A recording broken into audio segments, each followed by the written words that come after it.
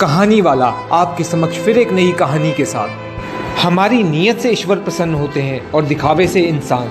यह हम पर निर्भर करता है कि हम किसे प्रसन्न करना चाहते हैं। एक महिला दैनिक कार्य करते करते भगवान नाम का जाप किया करती थी। एक दिन काम करने के दौरान एकाएक धड़ाम से जोर की आवाज़ हुई और साथ में दर्दनाक चीख। कलेजा धक से रह गया। जब आंगन में दौड़कर झांकी तो 8 साल का चुन्नू चित पड़ा था, खून से लथपथ। मन हुआ दहाड़ मारकर रोए, परंतु घर में उसके अलावा कोई नहीं था।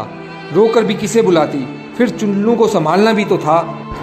दौड़कर नीचे गई तो देखा चुन्नू आधी बेहोशी में माँ माँ की रट लगाए हुए है। अंदर की ममता ने आंखों से निकलकर अपनी मौजूदगी का एहसास करवाया। फिर 10 दिन पहले करवाए अपेंडिक्स के ऑपरेशन के बावजूद न जाने कहाँ से इतनी शक्ति आ गई कि चुन्नू को गोद में उठाकर पड़ोस के नर्सिंग होम की ओर दौड़ी। रास्ते भर भगवान को जो जी भर कर कोसती रही, बड़बड़ाती रही, कन्हैया क्या बिगाड़ा था मैंने तुम्हारा, जो मेरे ही बच्चे को। खैर डॉक्टर साहब मिल गए और समय पर इलाज होने पर चुन्नू बिल्कुल ठीक हो गया। चोट गहरी नहीं थी, ऊपरी थी, तो कोई खास परेशानी नहीं हुई और धीरे धीरे चुन्नू ठीक हो गया। रात को घर पर जब सब टीवी देख रहे थे तब उस औरत का मन बेचैन था। भगवान से विरक्ति होने लगी थी।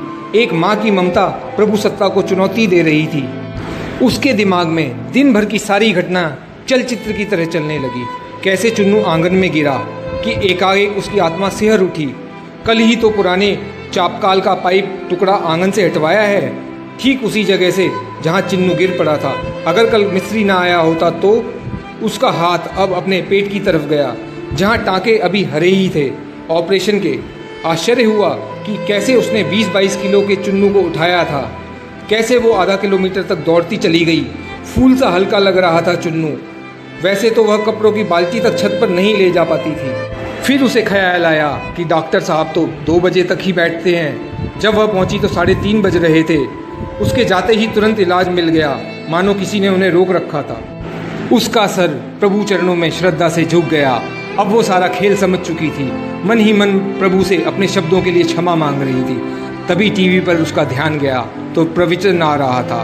प्रभु कहते हैं, मैं तुम्हारे आने वाले संकट रोक नहीं सकता, लेकिन तुम्हें इतनी शक्ति दे सकता हूँ कि तुम आसानी से उन्हें पार कर सको। तुम्हारी राह आसान कर सकता हूँ, बस धर्म के मार्ग पर चलते रहो। उस औरत ने घर के मंदिर में झांक कर देखा, कन्हैया मुस्कुरा रहे थे। जय श्री राम।